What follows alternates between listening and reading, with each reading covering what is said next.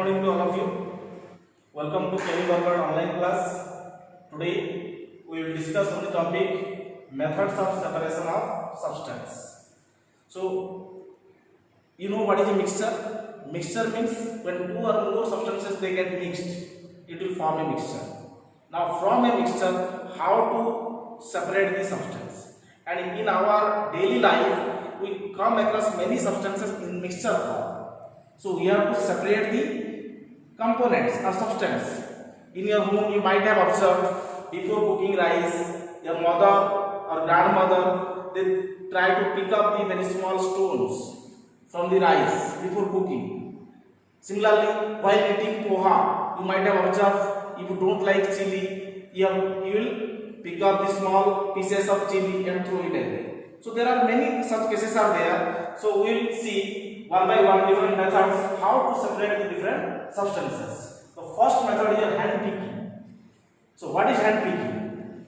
Manually separating stones, dust, husk from grain, rice, wheat is called hand picking. So this is a manual method.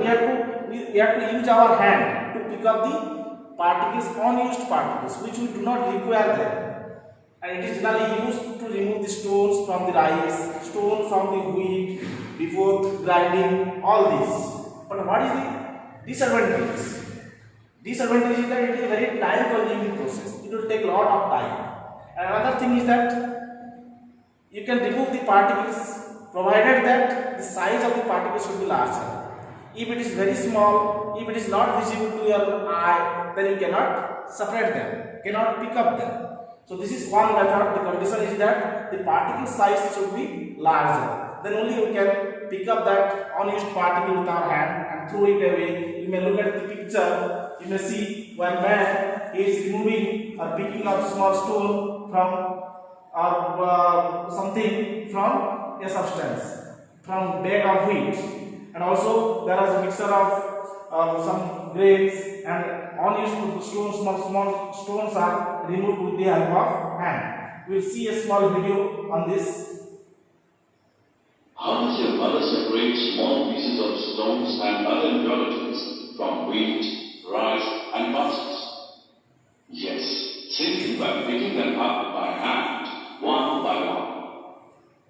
The method of hand picking can be used for separating impurities that are easily visible to the naked eye and are present in small quantity in the form of dirt, husk and stone.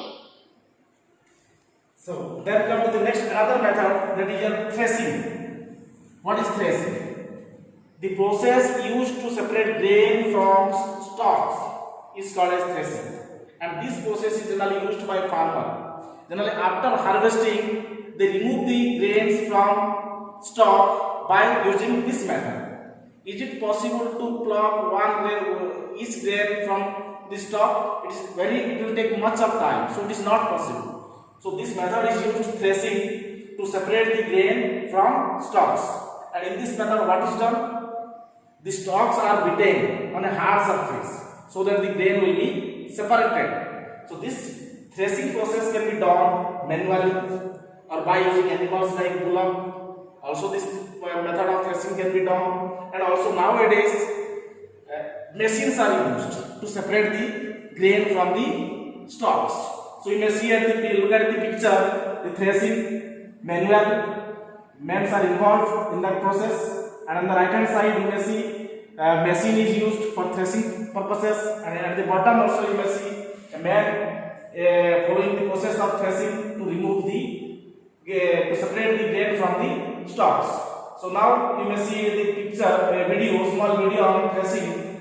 See how men are separating the grains from the stalks.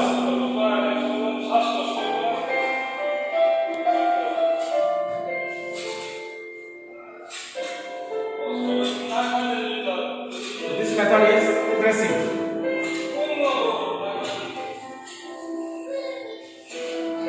Okay, next come to the third method, that is winnowing. So after separation of grain from the stalk, that grain may still contain some lighter particle called as husk. So how to separate that husk?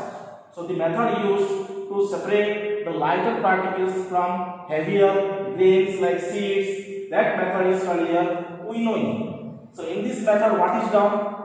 In this method, the mixture of the grain or the seeds and the husk, it is allowed to fall from a height, and if there is wind, there is no problem. If there is no wind, then you have to blow air in the same direction. So when it is allowed to fall, then what will happen? The lighter husk particle, it will blow away, and the heavier grain or the seeds, it will settle down at the bottom. You may see at the picture an woman she is allowing to flow the mixture of the husk and the grain from a certain height, and your husk are blown away, and here the heavier grain particles are settled down at the bottom. So this can also be done with the help of machine also. So you can see a small video activity done by the KB students.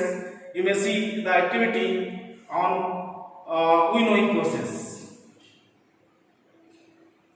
After this video, there is a main. This activity is performed by KB students. You may see the activity on winnowing process, and when school reopens, you will also do the same activity.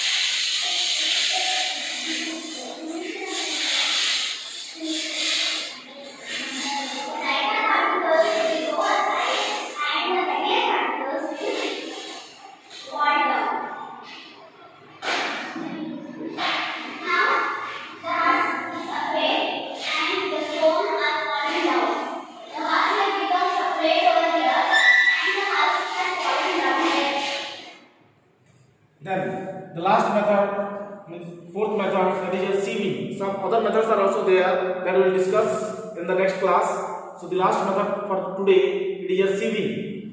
Sieving allows the fine flour particles to pass through the holes of the sieve. Sieve, we are using it at our home also to separate the heavier, larger size particles from flour.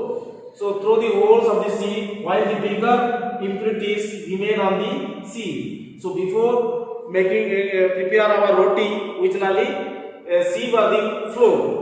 Sieving is used when the components of a mixture have different size. Again, the size of the impurity, it should be larger than the size of the flour particles. Then only you can use this method, and this method is also used in many other purposes, like in while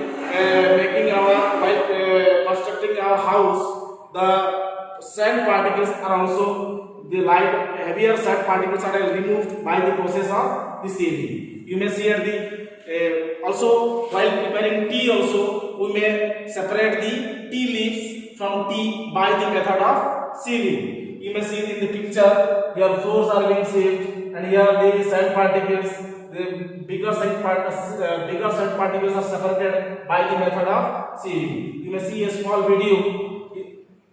You may look at this small video here.